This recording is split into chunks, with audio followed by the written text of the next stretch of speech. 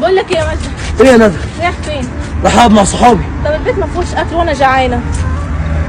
طب انا هنزل شغل عشان الحقيقه انا سقتها وقعدت كتير، وهجيب لك اكل. طب مش حاجه كلام، ما تزعلش مني.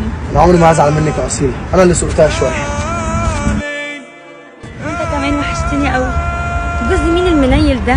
بركشيه. انت بتكلم مين؟ كنت بكلم واحده صاحبتي. وريني التليفون كده. اهو. حلو. التليفون جاب شاشه. وقعت التليفون عشان ما اشوفش انت كنت بتكلم مين.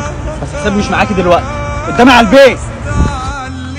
يا عم اقسم بالله هدي مليون جنيه انا شغال معاه. يا عم ده راجل مقرف يا عم. يا عم سلام بقى غوره بقى. يا مجدي انت كمان على الصبح. مخنوق يا تايسون، البيت ما فيهوش اكل، ما فيش شغل يا تايسون. لا يا عم، طب بقول لك ايه، انت مش لسه حافظ الصنعه؟ اه طبعا. طب بقول لك ايه، الزبون ده مقرف وانا مش عايز اشتغل معاه، تروح تشتغل معاه انت؟ انا تقرفني انا يا صاحبي؟